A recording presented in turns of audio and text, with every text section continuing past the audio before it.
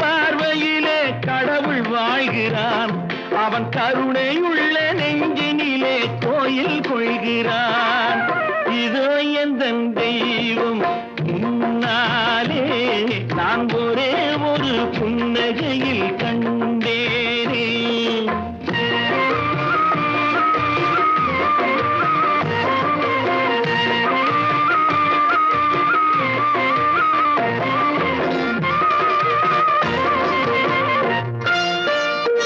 பல நூல் படித்து நீ அறியும் கல்வி, பொது நலம் நினைத்து நீ வழங்கும் செல்வம், பிறர் உயர்வினிலே உனக்கிருக்கும் இன்பம், இவை அனைத்திலுமே இருப்பதுதான் தெய்வம்.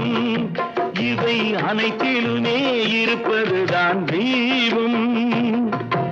இதோ